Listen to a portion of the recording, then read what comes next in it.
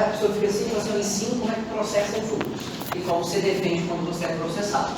Mas para que serve isso? Foram criados para viver em sociedade. É novo. Depois do conflito. Exemplo, divórcio litigioso que tem filho menor. Eu espero um vínculo anterior? Espero, ou um vínculo de casamento, ou um vínculo de namoro, ou um vínculo de estágio. Ou vamos supor que tiver um vínculo, só foi uma vez. Mas tiveram um vínculo? Tiveram. Eles vão precisar manter esse vínculo depois por conta do filho? Vão. Então a indicação é a mediação. A mediação, o mediador ele vai fazer são técnicas que eu não sei exatamente como é que funcionam, mas eles têm técnicas que fazem com que as partes consigam compreender o lado do outro e entendendo o conflito pela perspectiva da outra parte, eles conseguem restabelecer uma conversa e restabelecendo essa conversa entre as partes que não mais conversaram, possam resolver o conflito. Beleza? O mediador não pode dar o pitaco, lembra? O pitaco que o conciliador pode dar, o mediador não pode dar. Olha, eu acho que isso aqui é a melhor forma de resolver o conflito, ele não pode fazer isso. O mediador tem que facilitar para que as partes cheguem à solução sozinhas. Tranquilos? Alguma dúvida em relação aqui? Vocês vão ver isso melhor depois. Pode falar. No caso, não resolveu Na conciliação. Foi para a audiência de julgamento. Aí o juiz vai propor. É o próprio juiz. Ele mesmo que fala. Não é que ele vai propor, ele vai questionar, olha, há possibilidade de autocomposição ou de acordo? Se as partes falar que tem, ele vai deixar as partes conversarem. Se ele falar que não tem, ele vai destruir o processo. Eu tinha uma dúvida, devido a essas técnicas aí que você falou, se chamava de novo o Não. conciliador ou o conciliador próprio? Só na audiência própria.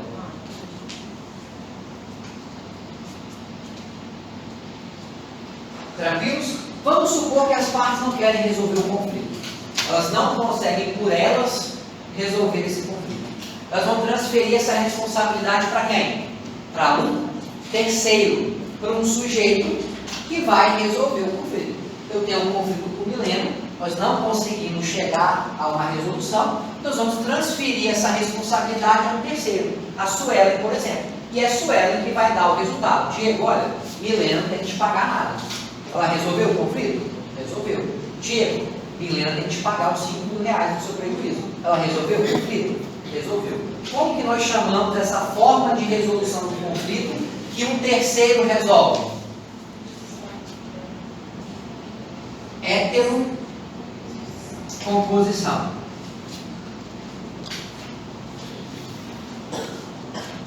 E a heterocomposição é marcada pela solução do conflito de interesse por um terceiro diferente das partes envolvidas.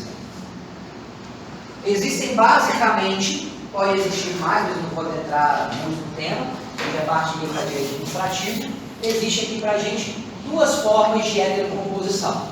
Alguém sabe? Uma é a jurisdição e a outra? Oi?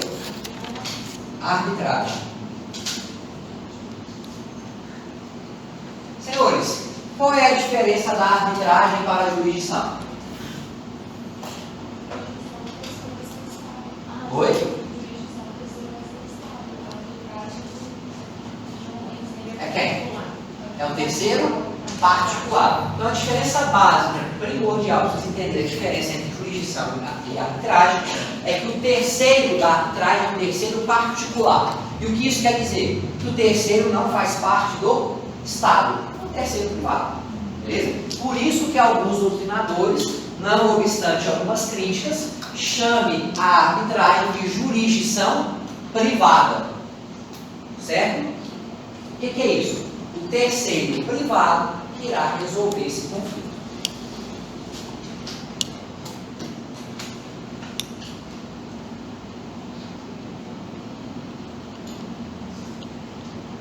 Quem é que será esse terceiro, senhores?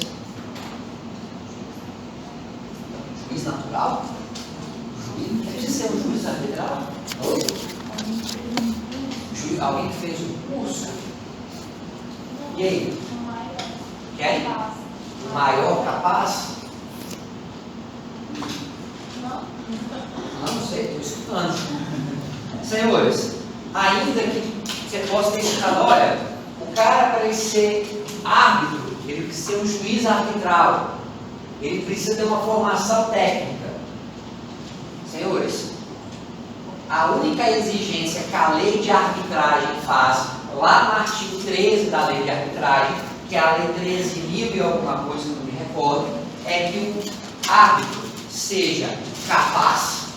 O que é ser capaz? É que ele tenha capacidade técnica? Não, é capacidade civil, senhores. E que ele goze de confiança de ambas as partes. Então, o árbitro, para ele ser árbitro, para resolver aquele conflito, ele diz duas coisas: ser capaz e ser uma pessoa de confiança de uma das partes? Não, de duas. Lembre-se que são as partes que irão escolher a arbitragem. E se as partes escolhem a arbitragem, elas têm que concordar em relação ao árbitro. Vamos supor que na arbitragem eu vou fazer com a Milena, eu indico a Sueli. A Milena fala, não quero a Sueli, eu quero a Laiana. Aí eu falo assim, não, eu aceito a Laiana, então eu não pode que seja a Laiana, porque eu tenho confiança nela. A Laiana vai gozar de confiança minha e de Milena? Vai. Então ela pode ser árbitra? Pode. Tinha minha capacidade técnica. Bom, na prática, os árbitros são escolhidos de acordo com sua capacidade técnica e de acordo com o conflito de interesse. Então é recomendável, em um conflito de interesse, que discutam um contrato de implementação de incorporação imobiliária, que esse árbitro seja um engenheiro civil? Sim. Um contrato de exploração de petróleo de alto mar, então um conflito de interesse. É indicado que o árbitro seja alguém com engenharia de petróleo, alguma especialização específica? Sim. Então isso vai depender muito do caso a caso, mas isso é preferencial, a lei não exige essa capacidade técnica. Tranquilo até aqui? Beleza? Quais são os requisitos? Simples, eu não vou adentrar, mas só para dizer para vocês, para que um conflito possa ser direcionado à arbitragem. Direito. Explica, Laiana, o que é um direito patrimonial disponível?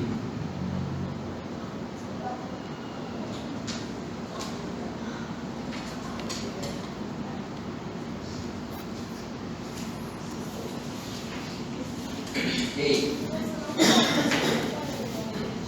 Oi?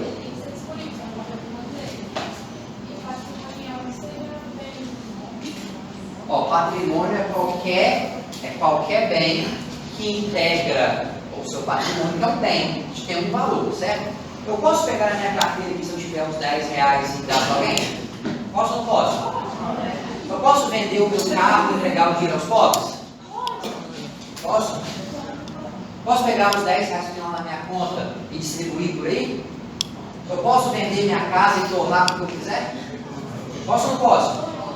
Por quê? Não, teoricamente eu posso, está na prática, enfim. Mas eu posso fazer isso? Posso porque o direito é disponível. Esse direito, eu posso me dispor desse direito. Aqueles direitos à personalidade, o nome, aquelas coisas que vocês estudaram lá em direito civil, são direitos disponíveis? Não. Se são direitos indisponíveis, eles não podem ser objeto de arbitragem. Beleza? Além disso, tem que ter o que, senhores? As partes têm que ser maiores e capazes.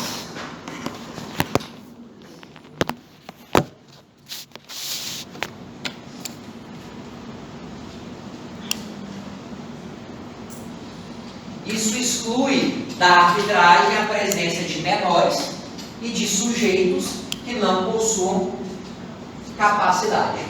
Beleza? Então, ó, direito patrimonial disponível é quase que uma redundância, porque se é patrimonial, de tese é disponível, partes maiores e capazes, e tem mais um requisito. O consenso em relação à utilização da arbitragem, o que tecnicamente nós chamamos de convenção de arbitragem.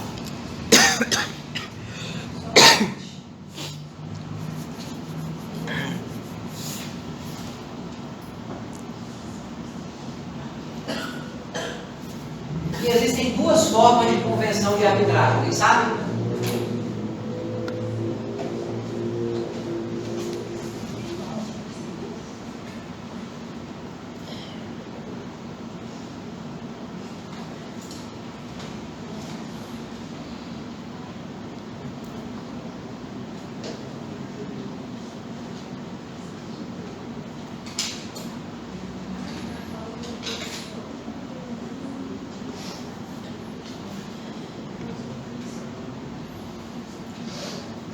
Cláusula compromissória e compromisso arbitral. O que é uma cláusula compromissória? O próprio nome já diz. As partes elegem por uma cláusula no contrato firmado que elas irão escolher a arbitragem como forma de solução de conflito. Então, eu posso firmar um contrato de locação de imóvel e firmar ao final que, caso haja algum conflito resultante desse contrato, as partes, locador e locatário, escolherão a arbitragem como forma de solução de conflito?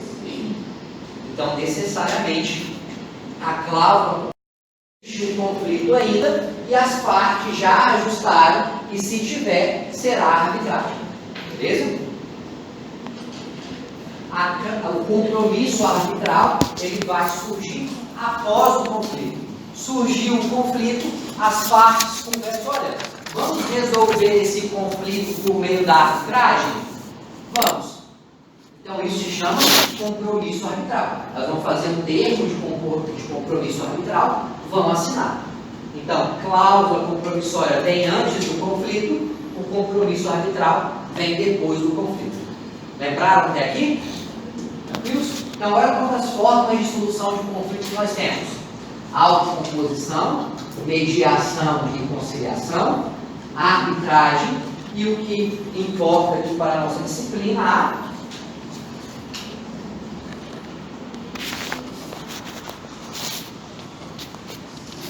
a jurisdição. A diferença aí, como eu já disse para vocês, é que esse terceiro que irá solucionar o problema é quem? O Estado. O terceiro é o Estado.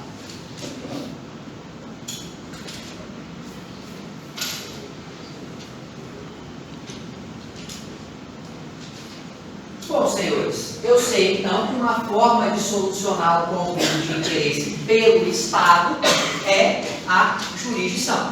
Então, vamos supor que nós temos um conflito de interesse. Então, nós temos uma lide, eu preciso resolver essa lide.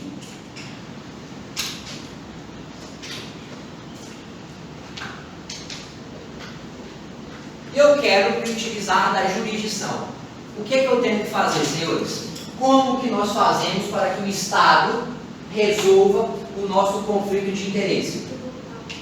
Nós precisamos provocar, porque o Estado é inerte, e com isso vai surgir a petição inicial, onde eu vou exercer o meu direito de ação. Mas é só protocolar a petição inicial e o juiz vai bater um martelinho lá e vai dizer se eu tenho ou não direito? Não. Para que o Estado preste a jurisdição, ou seja, entre a petição inicial e a resolução que será proferida em sentença, terá então a jurisdição. Eu preciso de quê? Eu preciso de um processo. Então, o processo é o que, senhores? Trocando em miúdos. É o meio por meio do qual o Estado presta uma jurisdição, resolvendo então o conflito de interesse.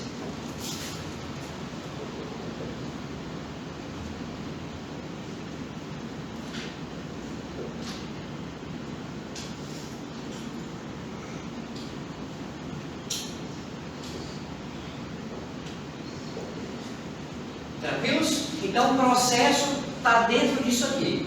O processo é o meio pelo qual o Estado vai me prestar uma jurisdição para resolver o meu conflito de interesse. Então o processo está ali só para ser uma matéria fechada, com um monte de regras. Não.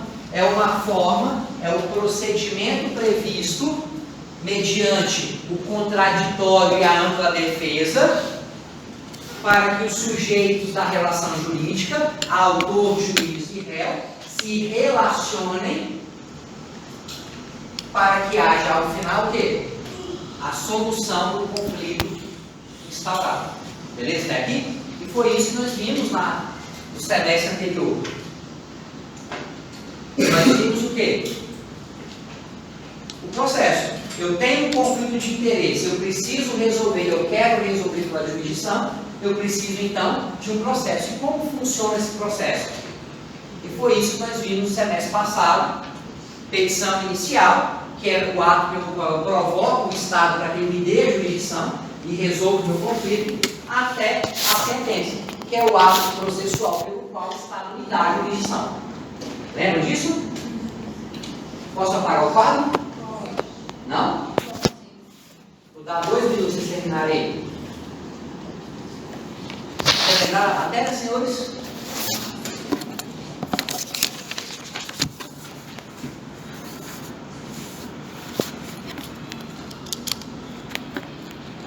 Vocês têm processo penal ou processo de trabalho esse semestre? Trabalho? Penal. É a parte geral ou é a 2? Geral? Lucas? Ou Eduardo?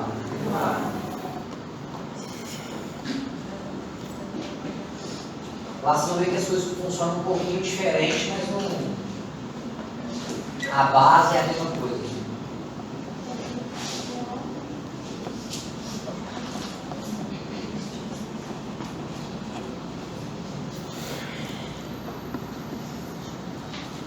Seu Cosme.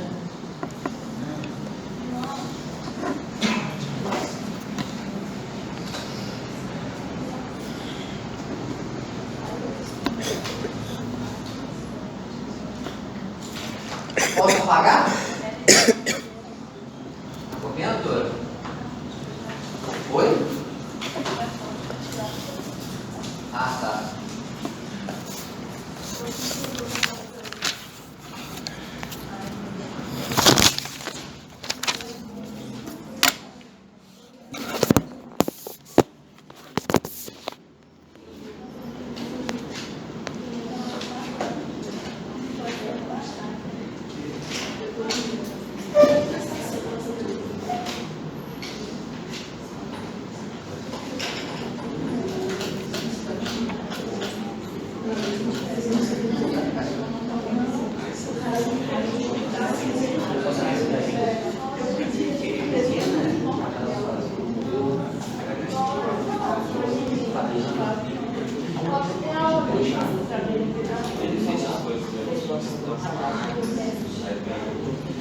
Posso agora, senhores?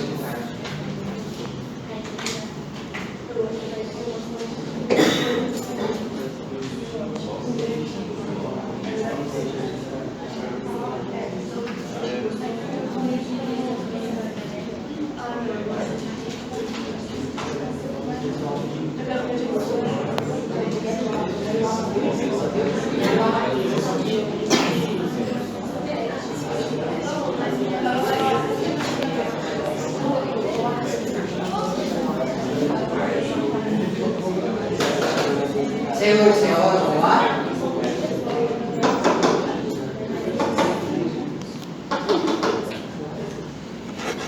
Vamos fazer uma recapitulação rápida de como é esse procedimento, para a gente poder entender aonde nós queremos chegar com essa disciplina desse semestre. Bom, como eu disse para vocês, o processo ele será instaurado, ele será inaugurado por meio de uma provocação exercida pela prática da petição inicial. Então, quando eu elaboro a petição inicial e eu a protocolo, eu provoco o Estado, exerço o meu direito de ação e exijo do Estado que ele fez a petição. A jurisdição. Eu vou chegar na minha petição inicial, Vossa Excelência, o meu caso é esse, e ao final requeiro assim, ó, Excelência, requeiro que se faça justiça. É assim que se faz o pedido? O Estado precisa saber o que você quer que ele te dê em razão daquele conflito. Então você não pode fazer um pedido genérico dessa forma. Estado, olha, o meu conflito de interesse é esse, o meu conflito de interesse é esse. e eu quero que você faça justiça. Não é assim que funciona. Você tem que dar o caso para ele, você tem que dar o fato para ele, e além do fato, você tem que pedir, em razão disso, eu entendo que eu tenho direito a isso. E por que isso é necessário, senhores? Se eu estou instaurando o processo, retirando o Estado da situação de inércia, e sabendo que o Estado não pode ficar interferindo na nossa vida, eu tenho que delimitar ao juiz o quê? Até onde ele pode interferir na minha vida. E qual limite é esse? É a demanda contida na petição inicial. Toda petição inicial tem uma demanda. Tem partes, causa de pedir e pedido. Então vamos supor que eu entre com uma ação contra o meu vizinho porque ele não construiu o muro dele, ou se ele construiu o muro dele, construiu dentro do meu terreno. Aí eu entro com o processo. O juiz então está sendo provocado para que ele resolva esse conflito. Durante o processo ele percebe que eu tenho um problema de inventário, que o terreno deveria ter sido inventariado, porque está no nome do meu avô que já morreu, e o nome passou para o meu pai, já passou para mim, não tem inventário. O juiz pode ir lá e resolver esse problema também? Aí percebe durante o processo, não é o caso, só um exemplo, que eu e minha esposa temos um problema que precisa se divorciar. Então vamos resolver aqui, vamos divorciar também. Não? Aí fica sabendo também, desse mesmo processo, que tem uma mulher que diz que tem um filho meu. Também não é o caso, mas só exemplo. Aí ele fala assim, vamos resolver esse problema também? Ele pode fazer isso? Não. O juiz ele só pode interferir no limite da provocação. E o limite da provocação é a demanda. E o que é a demanda? São os fatos, os fundamentos jurídicos e o pedido formulado na petição inicial. E para que isso seja possível, a lei exige que a petição inicial preencha requisitos. Quais são os requisitos da petição inicial? Endereçamento, qualificação das partes, exposição dos fatos, os fundamentos jurídicos, pedido certo e determinado, valor da causa, pedido de provas, manifestação contra a audiência de conciliação e mediação, documentos indispensáveis para o processo da ação e endereço do advogado. Lembra disso? Artigo 319, artigo 320 e artigo 106, inciso 2. Mas precisa de mais alguma coisa para entrar com a ação? Vai chegar um dia de glória nesse nosso Estado em que todos os processos serão eletrônicos. Esse será um dia para a gente glorificar, mas até que esse dia chegue, os processos de jurisdição comum, de procedimento comum, são processos físicos. E se eles são processos físicos, eu preciso juntar um negócio chamado contrafé. O que é a contrafé? É uma cópia da petição inicial. Serve para que essa contrafé? Para dar ciência com a citação do teor do quê? Da demanda. A demanda não está na petição inicial? A contrafé é a cópia da petição inicial. Falta alguma coisa aqui ainda, senhores? Nem de graça, não? Eu achei que era de graça. Você tem que pagar, então. Então, além de eu pagar o advogado, eu também tenho que pagar essas custas? Tem. O processo, então, é um negócio caro. Tá bom?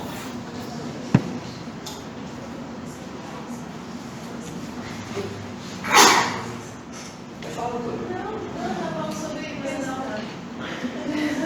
não, porque tem que ter representação a favor. Quando a gente vai citar, a gente vai fazer representação. Ah, mas é infância, né? Penal já é chato, infância é pior ainda. Esse moleque lá tudo tinha que ir na cadeia, ficava 20 anos aprendido. Então umas costas brincadeira não, verdade. Enfim, vamos lá, senhores. Custas processuais. Quanto que custa entrar com o processo? Depende basicamente do valor da sua causa. Lembra que o processo tem que indicar uma causa, a petição inicial? A toda demanda se dá um valor. Artigo 291. O artigo 292 prevê um dos critérios para isso. Eu já vi custas processuais iniciais de R$100. Eu já vi custas iniciais de R$200. Mas eu vi um caso essa semana que as custas iniciais foram R$7.000. Esse aí tem que pegar. Não tenho tese. Oi? Não tenho. Teve um caso lá do escritório que o cliente procurou e fez a ação. Aí quando a gente foi gerar as custas para pagar, a gente passou o valor para ele, está nem pensando ainda. R$18.000 pelas custas do processo.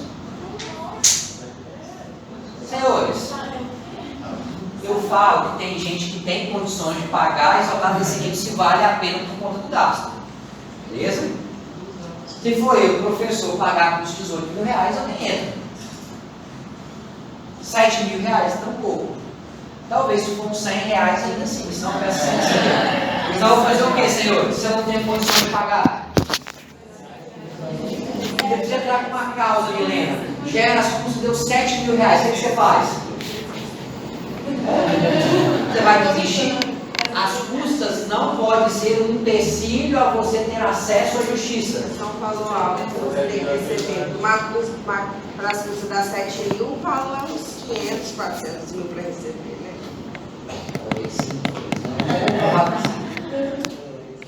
E aí, senhores? Mas vamos supor que você tenha 500 mil para receber, só que você não tem condições de pagar essas custas. Você vai ficar sem receber, sem ter o acesso à justiça? Você vai fazer o que, senhores? Tem alguma saída aqui? Pede o quê? Assistência judiciária. Usa o nome certinho, senhores. Assistência judiciária. Beleza? Pede assistência judiciária e o juiz, verificando que você é hipossuficiente financeiramente, ele te concederá esse benefício e esse benefício fará com que você não tenha que pagar essas custas. Esse benefício pode ser revogado durante o processo? Pode. Se a outra parte comprovar que você tem condições, o juiz pode revogar esse benefício, você vai ter que pagar as custas. Então é algo, vamos dizer assim, para sempre, o benefício da assistência judiciária? Não. É enquanto você constituir um estado de hipossuficiência, o benefício se mantém. Após você perder essa condição de hipossuficiente, você também perde o benefício. Te pergunto, o que é um hipossuficiente, senhores? Baixa. E aí, vocês concordam? Vocês concordam com o Lara? Hipossuficiente é quem tem renda baixa? Não, é uma pessoa que, caso ela tiver de gasto. Ó. Essa situação ele não consegue pagar. Acho que você falou que a pessoa às vezes ganha 10 mil, mas ganha 9 mil, Vamos lá, senhores. A insuficiência por interpretação da lei não é a pessoa ser pobre e paupérrima, tá? Não tem condições nenhuma. Esse, obviamente, sim, é um insuficiente. Mas a insuficiência para assistente judiciária é um pouco mais ampla.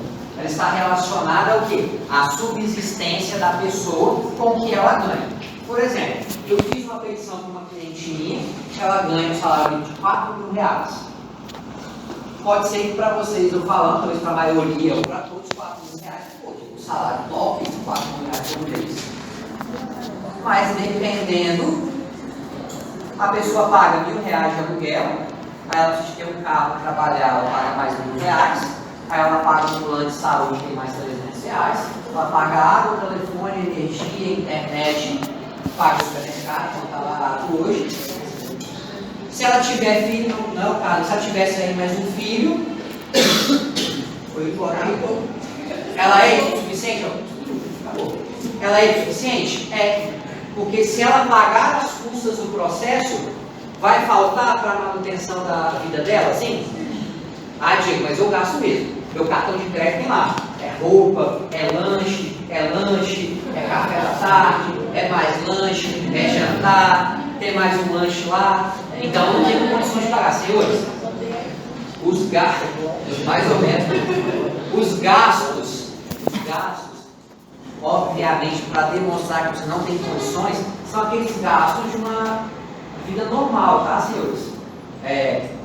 Diego, pagar R$1.000 de aluguel é caro, você poderia pagar um salário razoável, pode morar num lugar um pouco melhor. Então pode pagar um pouco maior? Pode. Agora, a pessoa ganha R$4.000, ela mora com os pais, o carro é ganhado dos pais, não paga uma mensalidade e toma o dinheiro inteiro com cachaça. Ela é insuficiente? Sim, olha ela. Ela é insuficiente? Não. Beleza? Então, se vocês quiserem saber um pouco mais, existem várias situações aí, dei uma lidinha.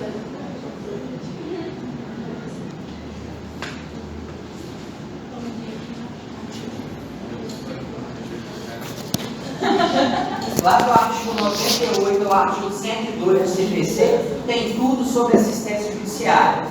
Em quais casos isso pode deferir, em quais casos ele pode revogar, se ele pode parcelar as custas, pode. Lembra aquele caso de R$7.000 que eu falei? A parte, obviamente, ela tinha condições de pagar, não tinha condições de pagar de uma vez. Mas se parcelasse, ela tinha condições. Ela parcelou em 5 vezes. Beleza? E ao final do processo ela perdeu. Lembra, senhores, se ela ganhar o processo, se essa parte que entrou com a ação, que pagou R$7.000 de custas, ela ganhar o processo, qual é o ônus da parte perdedora? Qual é o ônus da sucumbência? Restituir os gastos que ela teve no processo.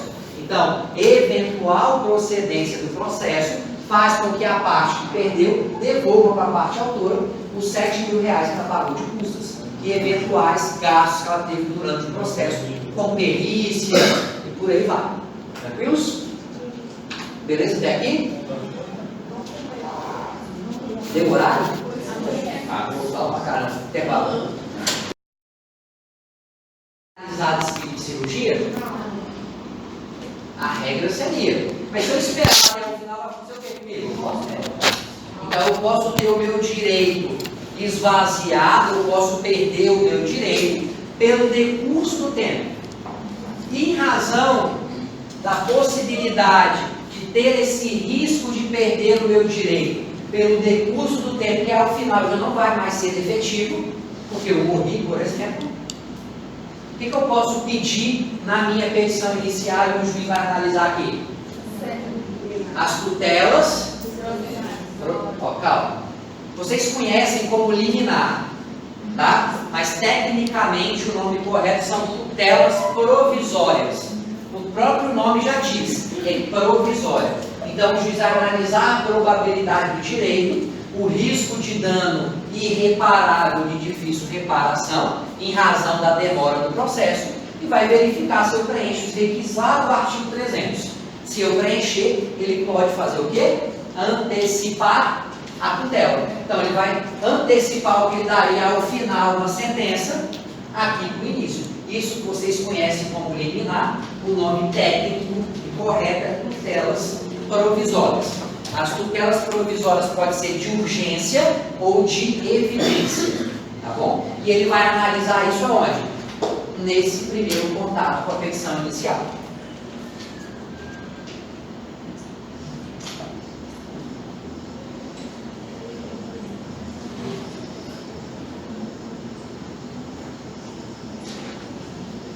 Bom, ele pode analisar tudo isso de acordo com os pedidos feitos na petição inicial. Então, como que o juiz vai saber se ele vai ter que analisar isso? Os requisitos são básicos. Se eu entro com a petição inicial, o juiz obviamente tem que verificar. E a assistência judiciária? Se tiver pedido na petição inicial. E o pedido de tutela provisória? Se tiver pedido na inicial. Ele vai fazer isso tudo nesse despacho. Tranquilo até aqui? Senhores, se o juiz verificar que existe um vício no processo, e esse vício for um vício insanável. O que é um vício insanável?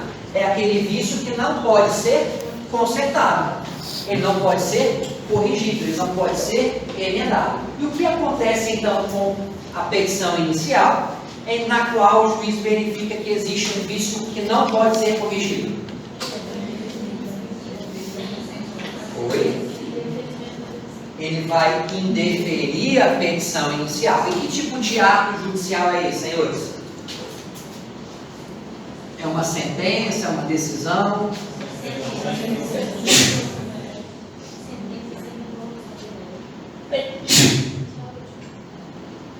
Lá do artigo 485, inciso 1. Beleza até aqui? E se o vício for um vício sanável, aquele vício que pode ser consertado? Por exemplo, o cara esqueceu de indicar a qualificação do réu, ou esqueceu, por exemplo, de indicar o valor da causa. Ele pode corrigir isso? Sim. O que o juiz vai determinar? Você é o juiz, qual é o tipo de despacho de decisão que você tem que dar? Para emendar a petição inicial. O que significa emendar, senhores? Consertar. Qual é o prazo? Talvez vocês sabem o prazo, né? Tranquilos até aqui? Bom, se não for um caso de vício, ou se tiver vício sanável e ele for consertado em 15 dias, a petição inicial estará ok a dar prosseguimento ao processo. Porém, todavia, entretanto, contudo, o juiz, antes de determinar a citação do réu, por ordem do artigo 332, ele tem que verificar se é hipótese de julgamento liminar de improcedência. Para vocês não confundirem, senhores. Por que eles chamam tutela provisória de liminar? Porque liminar significa no início do processo, no limiar do processo. Então, por isso que eles chamam tutela provisória de liminar, porque é concedido no início do processo. Então, liminar aqui significa início do processo, nada mais do que isso. E o que seria uma decisão de improcedência do pedido nesse momento, senhores? Oi? Vai recusar? Oi? Com o julgamento do mérito. Senhores, improcedência significa rejeição do pedido. E o que é rejeitar o pedido? É dizer que a parte autora não tem o direito que ela alega ter. Ou seja, ele está julgando o mérito? Está. Ele está enfrentando o direito que a parte alega ter? Está. Só que ele está rejeitando esse direito. Está lá no artigo 487, inciso 1. E quando que o juiz vai poder rejeitar de cara o pedido do autor? Quando esse pedido do autor estiver contrário ao entendimento firmado em súmula do STF, do STJ, em entendimentos firmados em incidente de resolução de demandas repetitivas ou no julgamento de recursos repetitivos. Então, sempre que os tribunais superiores firmarem um entendimento e o pedido do autor contrariar esse entendimento, o juiz já sabe de antemão que ele não tem esse direito. O juiz, olha, o autor está pedindo isso aqui, mas o STF já decidiu, inclusive já sumulou, falando que ele não tem esse direito. O juiz precisa seguir todo o trâmite processual para só ao final dizer que ele não tem esse direito?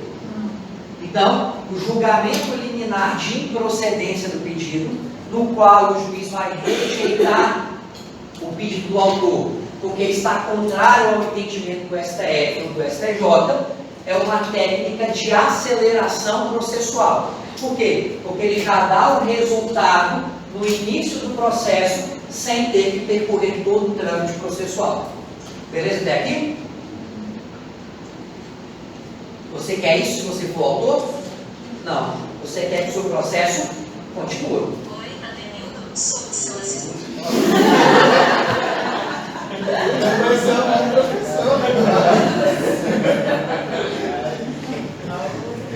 Virginidade. Senhores, se a sua petição estiver ok, ou seja, não for o caso de julgamento liminar de improcedência, o juiz vai determinar a citação do réu. E o que é a citação do réu, senhores? Oi? Fala. Ele não é convidado, não. Réu, olha só. Lá entrou com uma ação contra você. Se você quiser, você pode ser réu desse processo. Você aceita ser réu desse processo? Não é assim. A citação é uma convocação do réu. Então, a citação é o ato de comunicação processual por meio da qual o réu é convocado a integrar o processo. Beleza? Sem a citação válida, o processo é ineficaz perante ao réu. Mas com a citação válida, ele é integrado ao processo e ele passará a fazer parte do processo. Professor, Pode falar. retornando aí, esse julgamento liminar de procedência terminou aí. Aham. Ele julgou. Aham. E aí? Vou chegar, que é a nossa continuação da matéria agora desse semestre já. Guarda essa perguntinha que no final eu vou falar dela. Beleza? Senhores, ser réu em um processo é inevitável. Tá? Não tem como você escolher ser ou não réu. A partir do momento que a pessoa indica você como réu no processo, você vai ser citado e você integrará obrigatoriamente o processo. Diego, mas eu não tenho nada a ver com esse processo. Isso aí foi uma sacanagem que o cara está fazendo só para me encher o saco. Você vai ter que procurar um defensor, você vai ter que procurar um advogado, ele vai ter que apresentar a sua defesa, e o juiz realmente pode reconhecer que você não tem nada a ver com o processo. Mas para isso você vai ter que fazer o quê? Se apresentar e você vai ser convocado. Então não é um convite, é uma convocação. Não tem como você escolher ser ou não ser réu de um processo. Se você indicar, por exemplo, eu te reprovei. Não, você se reprovou, só dei a nota. Aí você fica chateado e fala assim, vou utilizar, então vou mostrar para o dia que eu aprendi a matéria. Ele vai lá e você entra com ação contra a minha pessoa, não tem base jurídica, não tem base fática nenhuma, é só para te encher o saco. Eu vou ser réu do seu processo? Vou. Porque se você me indicar como réu do processo, eu não tenho como falar que eu não vou ser réu. Então, a partir do momento que eu for citado, eu vou estar integrado a esse processo. Mas eu sei que é sacanagem porque não tem nada. O que eu vou ter que alegar? Ter que ir ao processo, dizer que você não tem o direito, e alegar uma litigância de má-fé que você está usando o processo só para me sacanear. Aí o juiz vai te condenar na litigância de má-fé, multa, honorários contratuais, honorários sucumbenciais. Mas eu vou ter sido réu do processo? Vou. Porque não tem como escolher. Ainda que seja para sacanear alguém. A gente não faça isso para ser litigante de má-fé, você vai ser condenado. Todos os gastos que o réu teve com advogado, com custas, com transporte, em razão dessa demanda promovida por litigância de má-fé, só para sacanear o cara, você vai retornar esse prejuízo inteiro para o réu, porque ele não pode ter prejuízo por uma conduta sua. Tá? É só para demonstrar para vocês que não tem como você evitar ser réu de processo sindicado. Beleza? Citou, o juiz vai marcar uma audiência de conciliação ou mediação. Professor, você falou que as custas vão voltar para o autor ou para o réu? Nesse caso aí, vai ficar com o autor. Eu falo os custos que ele teve para contratar advogado, para eventual deslocação até o local da audiência, todo esse custo que o réu teve em razão da litigância de má-fé vai ser reparado a ele. Te pergunto, senhores, para que serve essa audiência de conciliação e mediação? Para tentar o acordo, para tentar a autocomposição entre as partes. É uma forma de autocomposição endoprocessual, beleza? Quais são os dois resultados possíveis para essa audiência? Só tem dois. Ou tem acordo, ou não tem acordo. Se tiver acordo, acontece o quê aqui? Oi?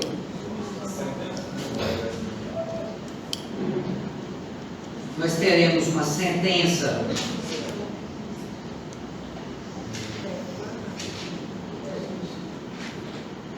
homologatória do artigo 487, inciso 3, a linha B.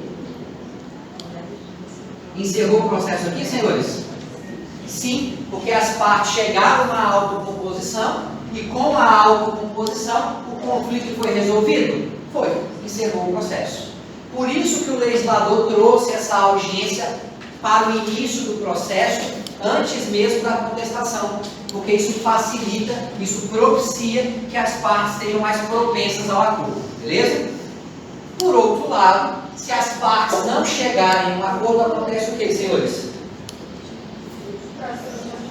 Beleza, ele vai continuar com que parte agora? Ele precisa levar a contestação na audiência?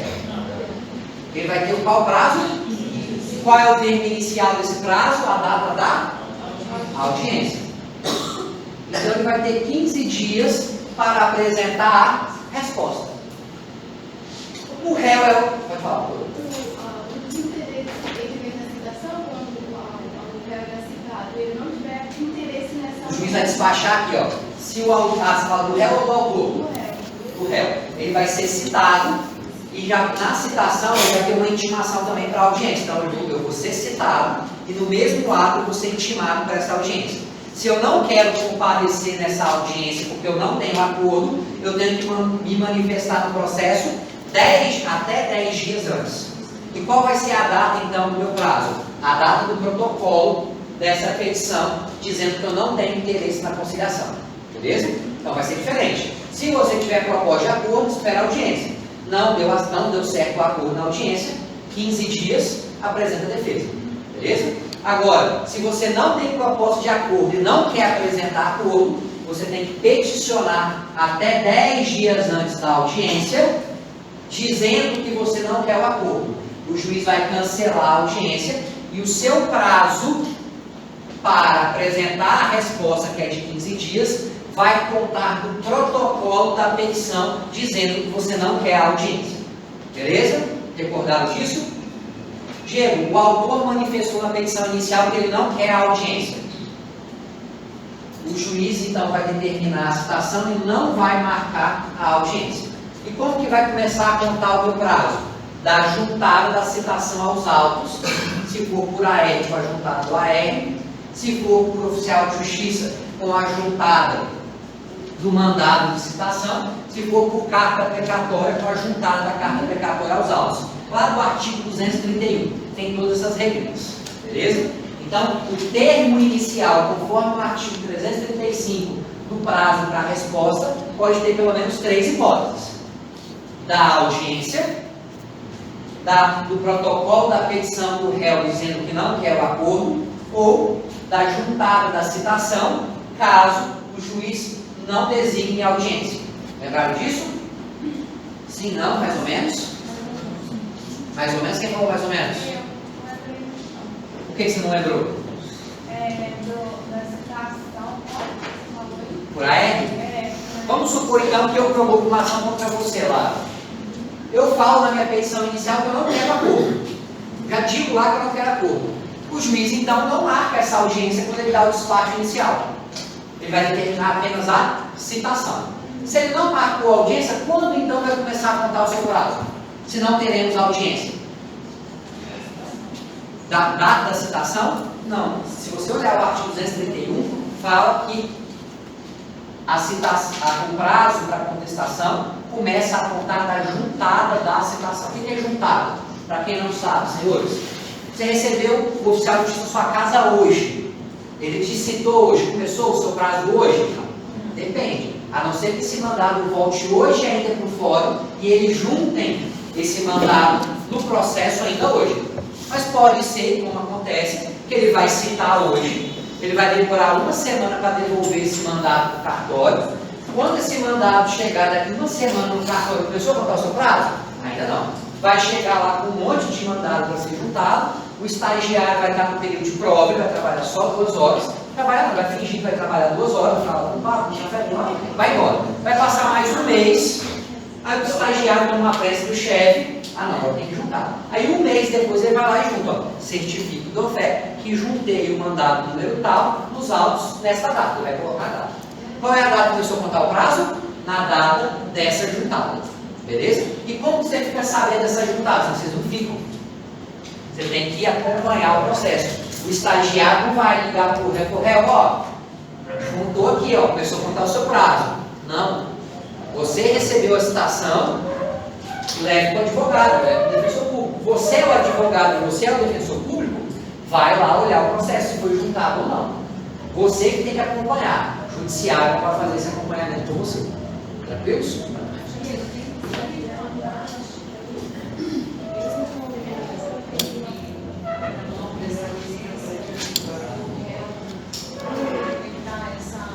Conciliação. Então, o artigo 334, se você olhar lá nos parágrafos dela, não lembro se é o parágrafo 9, algum parágrafo lá, fala que essa audiência só vai ser cancelada se ambas as partes se manifestarem pelo desinteresse do acordo. Então, precisaria do autor falar que não quer e depois do réu também falar que não quer. Isso, se vocês tiverem que responder em uma prova de concurso, vocês vão utilizar o que está na lei, ambas. Só que se a gente for levar isso para a prática, o que um não quer, dois não fazem. Então não adianta marcar uma audiência quando o autor diz que não quer e o réu disser que quer. Por quê? Vai chegar lá, o réu tem proposta de acordo, o autor não quer. A pessoa quer, não interessa, não quero. Beleza? Então, na prática acontece isso. O juiz, verificando que o autor não quer, nem marca. Teoricamente, legal. Precisaria de ambas as partes. Tá bom? Mas lembre-se, se o autor disser que quer e o réu não quiser, ele vai peticionar aqui dizendo que não quer, ele vai começar a contar o prazo dele? Você já não consegue. Para mim é óbvio. Se eu peticiono dizendo que eu não quero audiência, mesmo o autor querendo, e vai começar a contar o meu prazo, obrigatoriamente a audiência vai ser cancelada. Certo? Então, fica meio nessa dúvida, mas na prática sempre vai ser cancelado. Então vai marcar se ambas as partes quiserem. Porém, se ele não peticionar esse pedido que ele não quer audiência, ele no dia da audiência, ele faltar, ele paga Não tem problema. Se ele faltar, quem? O réu ou o autor? o réu. Se o réu faltar a audiência, vai ser penalizado com uma multa, o artigo 334, parágrafo 8º, só que o prazo dele vai começar a contar daqui, ó. Mesmo ele faltando da audiência. Alguma dúvida? Você resolveu levantar a mão? No caso, não vai ter audiência. Como que é feita essa comunicação? É lista? Para quem? Para o advogado. Do réu ou do autor? É. Vai ter na citação. A citação já vai estar dizendo que o prazo vai começar a juntar, a juntada dos autos. Mas aí ele falou que não quer a audiência de conciliação. A audiência foi marcada e o réu quer dizer que ele não quer. Isso. Ele peticiona. Na data que ele peticionou, que ele protocolou, começa a contar o prazo dele. Eu sei como é que o réu vai saber que vai começar a contar o prazo dele. Porque ele sabe a data que ele protocolou a petição. Então, se eu protocolei hoje, não vou contar hoje. É sua dúvida? Ou é o autor? Não, mas aí estava marcada já a audiência, o autor que não queria. Aí vai começar a contar o prazo dele. Mas como que ele sabe do cancelamento? Normalmente o juiz já dá no próprio despacho inicial já contém isso. Se o réu se manifestar que não quer, automaticamente cancela a audiência. Mas se não tiver essa comunicação na citação, o juiz vai dar um despacho cancelando e as partes serão intimadas do cancelamento. Beleza? Aí vai ser por diário mesmo. Mais alguma dúvida? Senhores, o réu é obrigado a apresentar a resposta? Contestação ou reconvenção? Ele é obrigado? Senhores, depois que ele é citado, ele não é obrigado a nada. Ele não é obrigado a contestar, ele não é obrigado a reconver. Ele faz isso se ele quiser. Se ele faz isso se ele quiser, ele é obrigado a apresentar contestação e reconvenção? Não. Então, qual é a lógica? Qual é a regra? Não tem regra. Ele pode apresentar contestação? Só? Pode. Ele pode apresentar só a reconvenção? Também pode. Ele pode apresentar as duas? Também pode. Ele pode não apresentar nada? Também. Só que aí vai ter uma consequência jurídica para ele. Beleza? Mas o réu, sabendo dessa consequência, ele pratica os atos de acordo que ele entender necessário. E qual é a diferença de contestação para reconvenção? Contestação é defesa. Defesa processual e defesa de mérito. E reconvenção? É o contra-ataque. É o réu se aproveitar do processo instaurado pelo autor para buscar uma pretensão contra o autor. Beleza?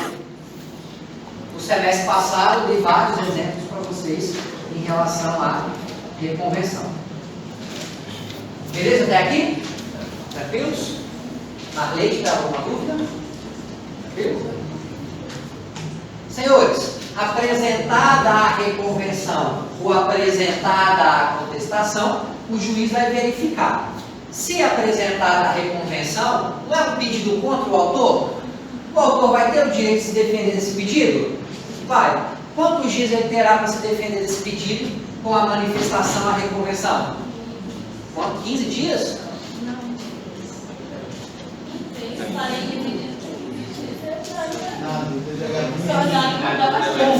Senhores, é 15.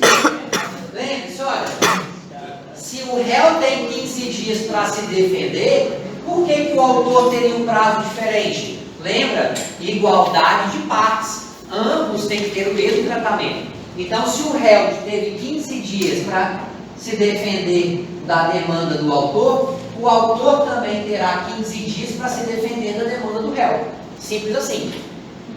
Apresentada a contestação e o juiz verificando a alegação de fato impeditivo, modificativo ou extintivo do direito do autor, ou verificando a alegação de alguma preliminar de mérito do artigo 337, ele intimará o autor para apresentar réplica à contestação. Qual é o prazo?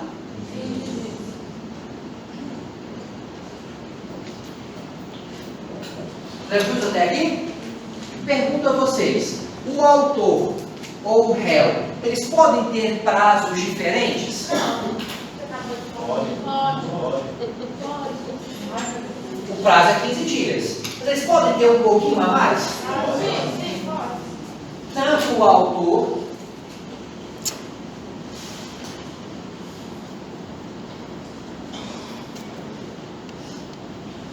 como o réu,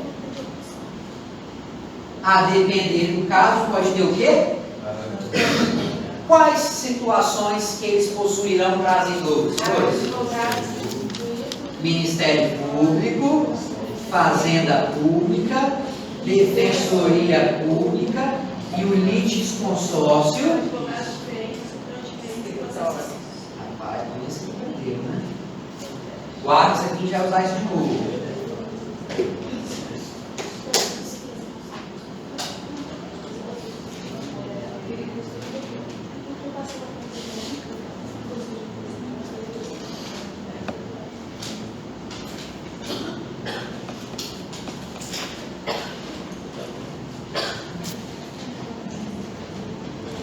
Beleza? Então, se o autor ou réu se enquadrar em qualquer dessas hipóteses, o prazo de 15 dias irá dobrar. Então, se tiver, por exemplo, 2 réus representados por advogados diferentes, de escritórios distintos, o prazo de 15 dias será dobrado, eles terão, então, 30 dias. Vamos supor que o réu está representado pela Defensoria Pública.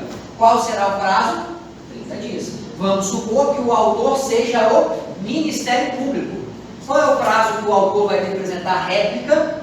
30 dias. Tranquilos até aqui? Bom, senhores, chegamos em uma parte do processo em que nós já temos a demanda proposta pelo autor, a defesa apresentada pelo réu. A demanda apresentada pelo réu e a defesa apresentada pelo autor. O processo vai chegar na mão do juiz nesse momento processual. O que ele deve fazer? Ele deve verificar se é uma das hipóteses de julgamento conforme o estado do processo. E o que é, senhores, o julgamento conforme o estado do processo?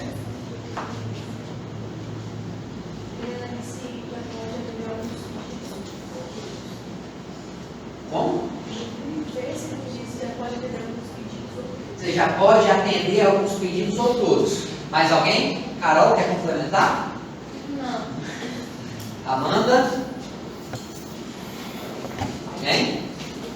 Senhores, o que é o julgamento conforme o estado do processo? Que estado do processo se encontra? Por isso que eu falei com vocês. Petição inicial, defesa do réu. Reconvenção, defesa do autor. E mais as provas documentais já produzidas. Será que com isso já é suficiente julgar o pedido? Será que com o que nós já temos no processo até esse momento, o juiz já consegue resolver esse problema? Se for possível, ele vai enquadrar em uma dessas hipóteses. Extinção do processo, basicamente destinada àquelas hipóteses de extinção do processo sem exame do mérito. julgamento antecipado do mérito.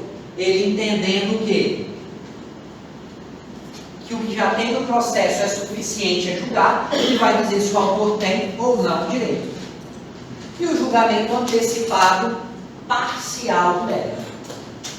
É o que falaram, se ele pode atender todos os pedidos ou apenas alguns pedidos. Se ele verificar que nesse momento processual, um dos pedidos formulados já está pronto para julgamento, ele julga esse pedido e o processo continua em relação aos demais. Tranquilos? O que acontece se o juiz proferir um julgamento aqui? Em tese, o processo encerra aqui, seja pela primeira hipótese, seja pela segunda hipótese. Ou seja, nós evitamos uma fase probatória que era desnecessária. Beleza? Então, isso que é o julgamento conforme o estado do processo. É eu antecipar aquele momento de julgamento lá no final para esse momento. Por quê? Porque tudo que vai acontecer após isso seria desnecessário, perda de tempo, perda de dinheiro e encheção de saco. Beleza? Então, o julgamento conforme o estado do processo é o juiz verificar se o que nós temos até agora é o suficiente para julgar o conflito de interesse. Se for suficiente, ele julga. Se não for suficiente, ele faz o quê? Ele prossegue com a demanda. Ele verifica o processo e fala, olha, precisa de mais provas, as partes precisam produzir mais provas, porque eu ainda não estou convencido sobre o direito alegado. Então, ele vai fazer o quê? Ele vai partir para o saneamento. E o que é o saneamento, senhores?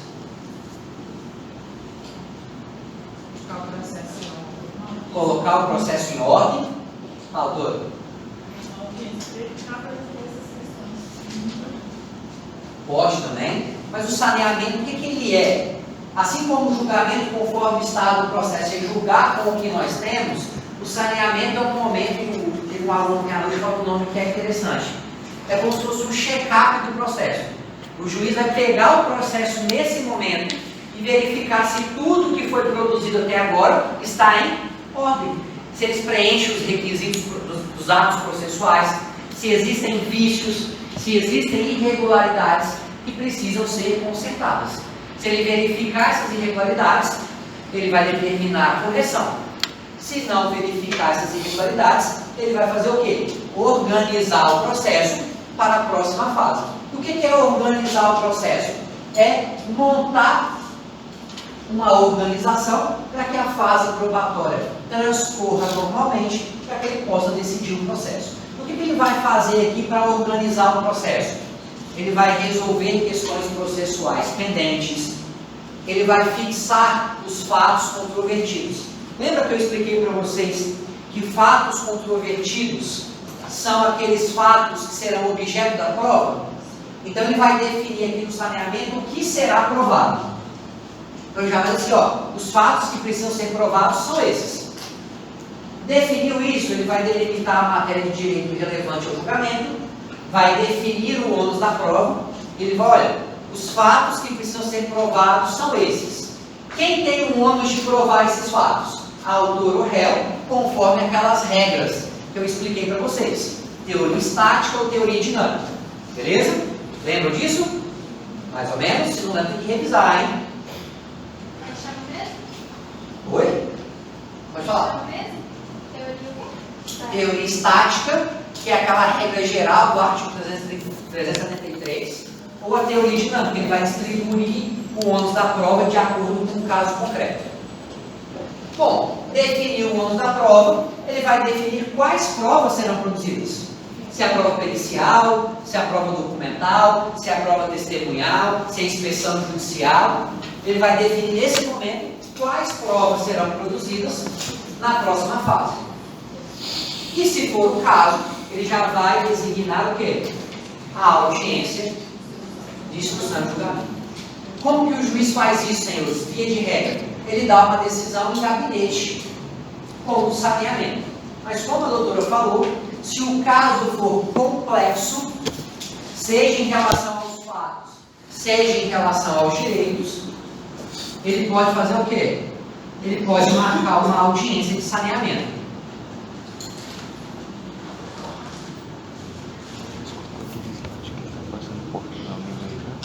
aqui. Visualiza o quê? Eu Confira aí para ver mandei se é um o e-mail, parágrafo primeiro ou o parágrafo tem que ver se terceiro do artigo. Esse. eu não olhei. Oi? Não. Terceiro? Do jeito que ele deve usar. Senhores, parece que está um pouquinho rápido, é por isso que eu estou fazendo uma revisão, vocês já viram isso, tá? Só para vocês visualizarem novamente aí o esquema. Bom, feito o saneamento, vamos começar a fase probatória. O que vamos produzir na fase probatória? Provas. Quais provas o código lista? O código lista uma série de provas. São as chamadas provas típicas. Ata notarial, prova documental, prova testemunhal, prova pericial, inspeção judicial, confissão. Mas podem existir provas atípicas não previstas no código? Pode, desde que elas sejam moralmente legítimas e não sejam ilícitas. Beleza? Vou listar algumas aqui.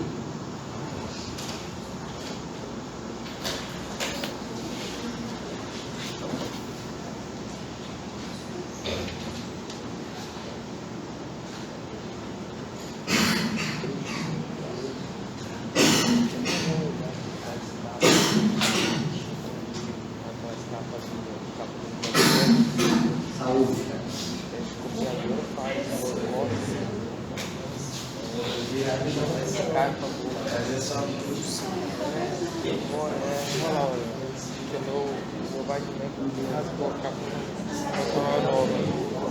Eu comprei o outro vadimento. Senhores, vamos lá? Em que momento as provas são produzidas? Em regra, as provas são produzidas na audiência de instrução e julgamento, salvo algumas provas, como a prova pericial. A prova pericial, normalmente, ela é realizada antes da audiência. Por quê? Porque tem um trâmite específico. O juiz precisa nomear o perito, ele precisa intimar o perito para dizer se ele aceita o encargo. Se ele aceitar o encargo da perícia, quanto que ele vai cobrar para fazer a perícia? Ele vai dizer o valor, disse o valor, ele vai intimar a parte que ele queria aprovar pagar a perícia. Pagou a perícia, as partes apresentam quesitos, que são perguntas, para que o perito possa responder. O perito vai marcar a data da perícia, marcou a data da perícia, realiza a perícia, realizada a perícia, ele apresenta um laudo pericial dos autos. Apresentado o laudo pericial dos autos, ele intima as partes a se manifestarem em relação ao laudo. As partes podem apresentar impugnação ao laudo ou pode apresentar um laudo suplementar pelo assistente técnico ou fazer novas perguntas porque algumas dúvidas surgiram em relação à perícia. Isso tudo vai ser realizado antes da audiência. Mas realizar... Pode falar, doutor.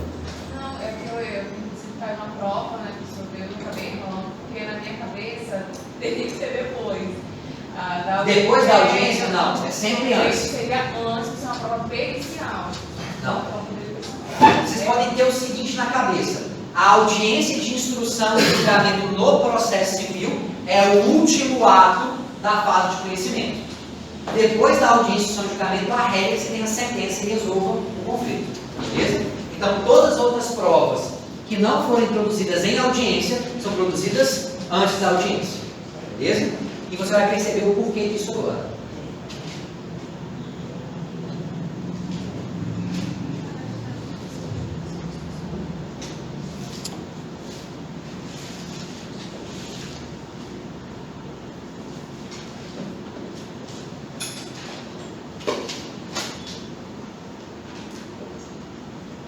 Bom, marcou a audiência de instrução e julgamento, chegaram as partes lá na audiência de instrução e julgamento, você é o juiz ou a juizona que irá realizar essa audiência. O que você deve fazer? Quais são os atos que vão acontecer nessa audiência de forma preferencial? Vamos lá, primeira coisa, você chegou lá, você está sentado naquela mesinha que você fica alto, por cima do pessoal ali, você vai fazer o quê? Doutores, boa tarde, bom dia, boa noite. Tem possibilidade de acordo? Então vai tentar A conciliação.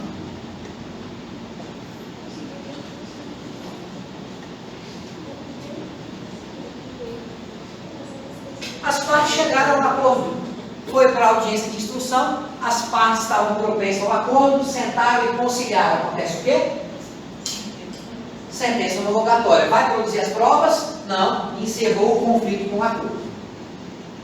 E se não chegar a um acordo? Vamos passar a primeira fase da audiência, que é a instrução. Instruir significa produzir provas.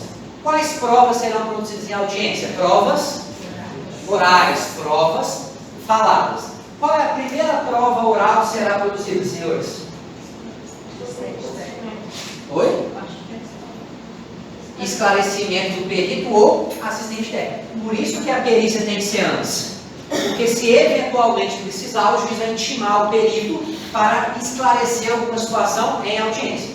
Beleza?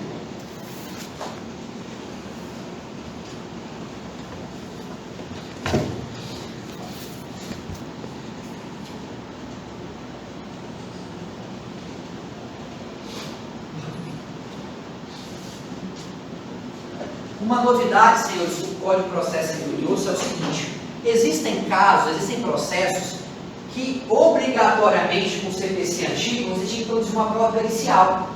Só que era algo tão simples que você gastava tempo e dinheiro para produzir uma prova pericial que muito bem poderia ser solucionada apenas com o perito respondendo a alguns questionamentos em audiência. Então, o que o Código de Processo Civil 2015 trouxe? Trouxe a figura da prova pericial simplificada. E o que é essa prova pericial simplificada?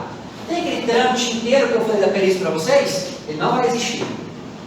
A prova pericial simplificada consiste unicamente em intimar o perito a comparecer à audiência de instrução de julgamento e as partes e o juiz e eventualmente o Ministério Público farão perguntas sobre o fato controvertido para que ele possa prestar o quê? Esclarecimentos técnicos. Você elimina toda aquela parte de produção de prova pericial e apenas chama o perito para responder as perguntas em audiência. Isso chama o quê? Prova pericial simplificada. Bom, ouviu aí os esclarecimentos do perito, do assistente técnico ou a prova pericial simplificada. Vamos passar então ao depoimento pessoal das partes.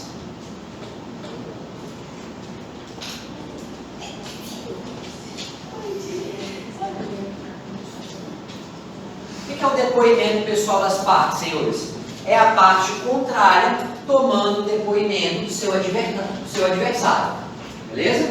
Então, se for o depoimento pessoal do autor, quem faz as perguntas é o réu e o juiz.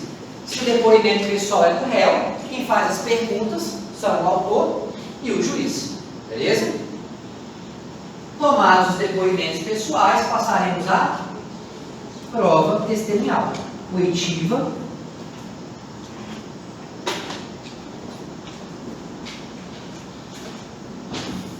Das testemunhas. As testemunhas primeiras serão ouvidas, as testemunhas do autor, depois a do réu. Encerrada a oitiva das testemunhas, a fase de instrução, ou seja, dar essa audiência, está encerrado, não tem mais provas a produzir. O que o juiz vai determinar aqui agora? Ou vai oportunizar as partes?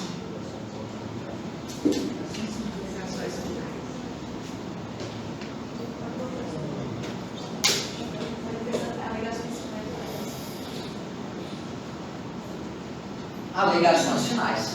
Qual é o prazo, senhores? 20 dias. Prorrogar por mais? Bom, senhores, lembra que eu falei para vocês que o juiz normalmente deixa você digitar com, vamos dizer assim, a evolução?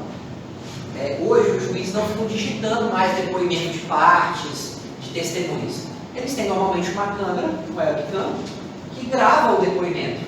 Isso é normal, tá? Quase todos os juízes têm. Eles mesmos, como o tribunal dá, eles colocam uma câmerazinha lá. Então, ao invés de funcionar assim, Clara, você presenciou tal situação? Aí ela respondia, não, presenciei, foi assim, assim, assado. Espera aí, digitava. A depoente disse que presenciou e digitava isso tudo. Ou seja, demorava para eternidades a audiência. Agora é gravado, coloca ali a câmera na frente da pessoa, da testemunha da parte, vai perguntando, ela vai respondendo e fica gravado. Esse CD depois é juntado no processo. O que está acontecendo agora? O juiz, ao invés de fazer alegações finais digitadas na ata de audiência, ele está virando a câmera para você, advogado, e fala, doutor, faça as alegações finais orais. Ele, ao invés dele digitar o que você vai fazer de alegações finais, ele vai gravar as suas alegações finais orais. Tá? E aí você tem que estar preparado para isso.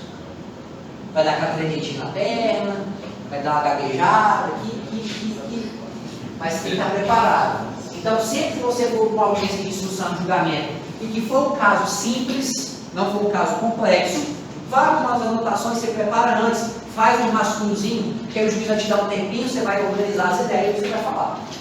Beleza? Isso aconteceu com uma colega do escritório essa semana. Ela fez uma audiência, foi ontem, inclusive. O juiz chegou para a doutora, vamos fazer alegações finais, vou dar a sentença amanhã. Ah, beleza, eu tenho um cara no teclado. Ah, não, vai ser oral mesmo, vou virar a câmera para você aqui, você faz. Ela deu uma na hora, mas depois pegou e fez. Então você tem que estar preparado, porque está evoluindo e pode acontecer com vocês, beleza? Estejam preparados. Apresentou as alegações finais, senhores. O que vai acontecer em seguida? O que o juizão ou a juizona vai fazer? Oi?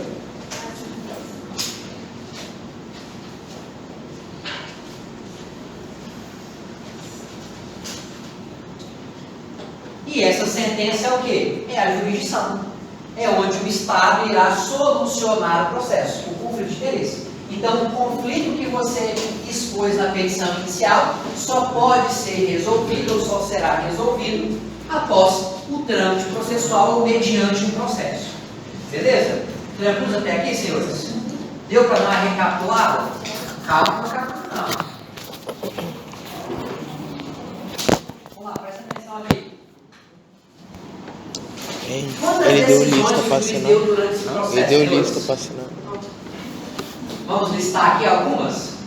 Ó, assistência judiciária, tutela provisória, julgamento liminar de improcedência,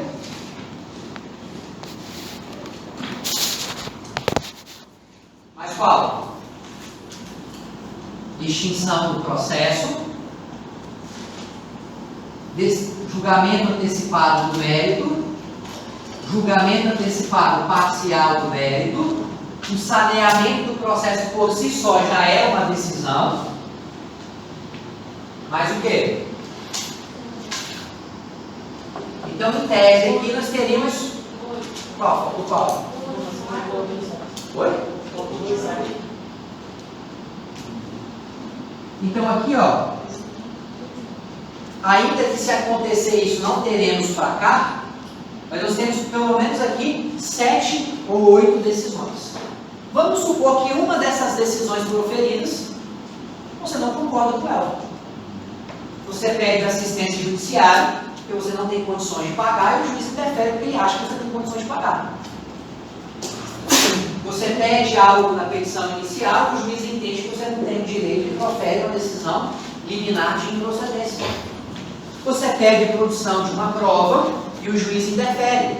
Você pede a inversão ou a distribuição do âmbito da prova de forma diferente e ele defere ou ele interfere. Ele profere uma sentença, acolhendo ou não o seu pedido. Ah, faltou uma decisão, senhores. Aqui, ó. Ou ele extingue o processo sem resolução do mérito. E aí? Surgiu uma insatisfação em vocês? Ou você acha que o juiz sempre vai agradar ambas as partes com suas decisões? É natural do ser humano não se conformar. É natural do ser humano não se conformar com uma decisão contrária ao seu interesse. E é aí que vem a nossa disciplina desse semestre. Diante de uma decisão que contraria o meu interesse, Eu posso buscar modificar essa decisão? Existem instrumentos processuais hábeis a mudar ou a anular uma decisão judicial? Sim, são os recursos. Então, é com base nessa figura de decisões judiciais é que nós vamos estudar os recursos. Então, observe, os recursos não são uma... Espere aí que tem um material para pegar para vocês aí. Os recursos não é uma matéria isolada que não tem nada a ver com o que nós vimos, não. Ele está interligado, está tudo em conjunto aqui, ó. As decisões serão proferidas e, eventualmente, sendo contrário ao meu interesse, eu tenho que fazer o quê? Eu tenho que saber o recurso adequado, o prazo adequado, se cabe recurso de decisão para manejar, para utilizar o recurso correto. E é isso que nós vamos ver nas próximas aulas, tá bom? Não saiam aí que eu vou entregar o material para vocês aqui.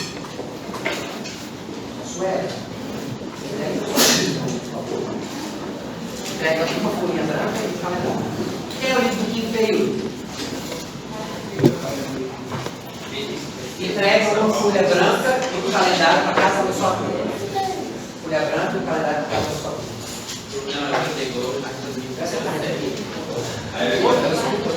Senhores,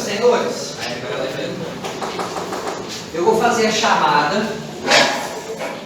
Pelo que eu já dei uma olhada, tem muita gente que toma na chamada. Lembre de ajustar o horário lá com o Juliano. Que pode ser que você está fazendo minha aula, o seu nome não está aqui, está matriculado. Vê se tem uma ou duas. Tem duas aí. Tem duas, né? Mas aí.